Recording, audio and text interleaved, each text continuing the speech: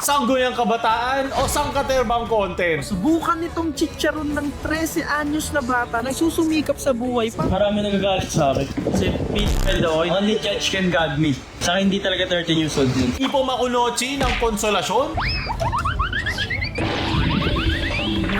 Walang pumasa sa CPM. Ako nga pala si James Chopper para magandang balita kaya sa mga Pilipino at agad simulan. Simulan na agad natin sa SK na nag-viral sa social media dahil sa kanyang mga comments sa kanyang vlog kung saan pinakita niya ang chicharon ng isang nagbebenta. So sabi niya dito, ang laki ng chicharon, sarap niyan, sana matikman nyo din. Panoorin natin para makita naman natin. Baka guni-guni ko lang lahat ng ito. Baka AI lang to. Ultimo nga ako ay hindi na rin makapaniwala na sa edad niya nga 13 anyos ay nagagawa niya na magnegosyo ng Okay, so minor de edad pa, diba? 13 years old daw. para lang sa pag-aaral niya at para na rin sa pamilya. At agad na nga ako lumabas dito sa compound namin. Nakita ko pa nga pala yung bibi ko rito. At syempre ilalabas na nga rin pala natin to dahil nagugutom na nga pala kami ng tropa kong si Hermano.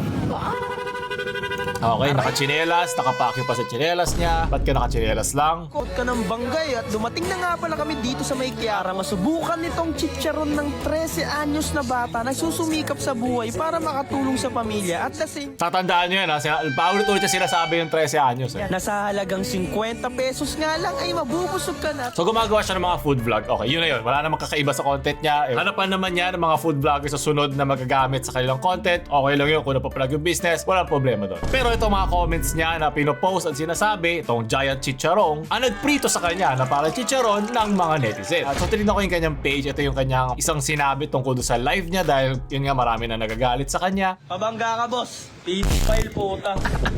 Marami nagagalit sa akin. Bakit kaya? Dito pa ako, inaano ko yung vlog na. Ang hindi nila alam, aware yung may-ari doon. Okay. Saka hindi talaga 13 years old yun. Pero Eh bakit mo sinabi 30 years old para sa content? So, hindi to parang magic word na mas nabawasan yung pagkatanga nung gawa mo sa content na yun. So, alam mo din pala, o di ba sinadya mo lang din na bakit ko sasabihin to na ganito edad kung hindi naman pala yun. So nagsinungaling ka pa sa mga pinapakita mo sa content mo. social media, di ba? Judge all you can. Yeah, ikaw ay madadjudge ay pinapakita mo online. Food vlogger ka, di ba? Post ka naman ng food vlogs, nakita ko, may mga nagva-viral naman, may mga 100,000 views naman, nakakuha ka naman doon ang gusto mo. Bakit kailangan mo pa ipasok ang mga ganong edad? Paano to nagsisimula sa utak mo? Ingat-ingatan natin, mga ginagamit natin online. Only judge can guide me. Only judge can guide me. Lalo na ngayon, talama. Kung nakita niyo kay Queen Hera, no, kung saan pinost niya sa kanyang FB na minessage siya ng isang concerned citizen na ginagamit yung kanyang mga anak sa mga malalaswang bagay. Diba? Marami mga weirdo sa internet. Tapos yung pa magiging mga comments mo, lalo lang maiisipin ng mga tao, diba, na okay lang to. Lalo lang ito magtatawag ng ganong klaseng mga comments sa isang menor de edad. O, sabi mo, hindi menor de edad. Pero yung thinking nandoon. Pag-iisip na pag nakita ako ng ganitong edad, ito dapat ang aking maramdaman. Tama ba yun? Lalo na ikaw ay isang SK, hindi Sun King, na dapat magandang modelo sa mga kabataan. Sangguniang clout lang ba ang gusto natin? Tatagal ba to? Yung mga ganito? Napakaraming ganyan. Tingnan mo naman itong mga comment na yun. Ito nung lumabas sa mga kilalang balita. Ito yung mga comment ng mga taong yan. Sana iba, yung mga AI. Mapapatangin na ka talaga sa balita ng ito. Magiging rason ka lang kaya maraming tao ang gusto na patanggal ang mga SK na hindi naman ito kailangan sa ating mga barangay. Sunod na balita kaya na ito naman nag-viral na pumasok at kumuha ng One Piece Burger. Noong una, kala ko si Sasa Girl to eh. Kamukha niya eh. So kumuha siya ng ulam. Buti nagbablog si, magiging ano ka na rin. Sangguniang vlogger ka na din. Nakakatakot yung mga ganyan. Walang guard eh. Sasabihin ko sana na sana may ginawa si Kuya doon, pero di mo naman kami hawak siyang patalim. Ang bilis ng mga pangyayari, hindi ka na handa doon sa safety mo. So ito ay sinundan ko at matagal na pala siya. Hindi siya content. Kasi sabi na bakit daw mayroong video. Malamang kita mo kumakain nga yung bata, binibideo ay sarili. Nakikita niya sa kanya mga paboritong vlogger.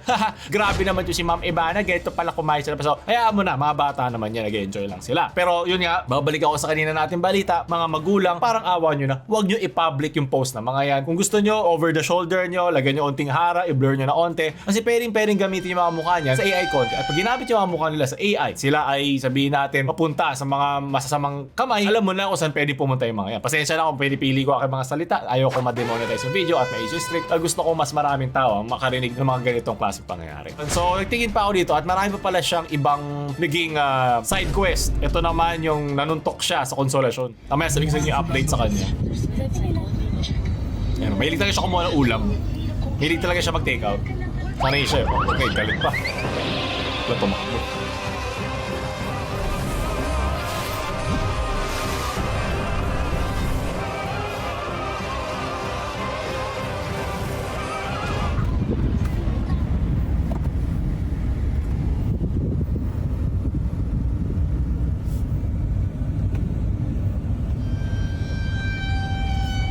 Uy ka pa.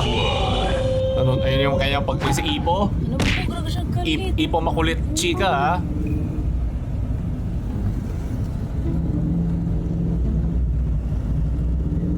Uy! Uy! Naglabas ng sama ng loob, eh. Hindi pa tapos. Naku, tago mo na yung anak mo. Naku, ayan na. Paano niya napipili sinong susuntokin yan? Ito yung NPC mo na nawalan ng code, eh.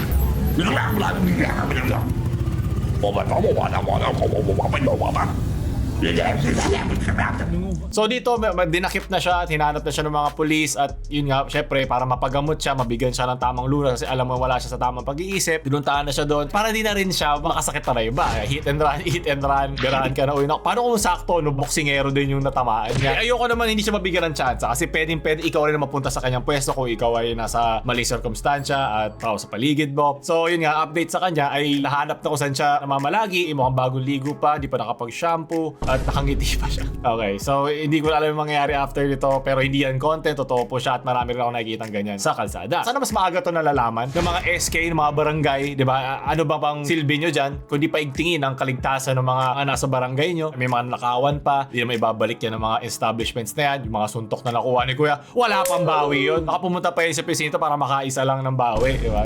Susunod na balita na ito naman sa PRC board, no one passed the exam. Ito ay sa Certified Plant Mechanics Special Professional Licensure Exam. Hindi ko lang kung tama yung pagkakasabi ko lahat doon. Pero sa mga tatanong, hindi to tungkol sa halaman. Kasi baka kasi nasobra tayo sa Grow a Garden at feeling natin naubos na oras ng mga bata sa paglalaro ng Grow a Garden kaya sila bumagsak dito. Ganyan bang games? Nakaka-addict ba siya? Opo. Bakit?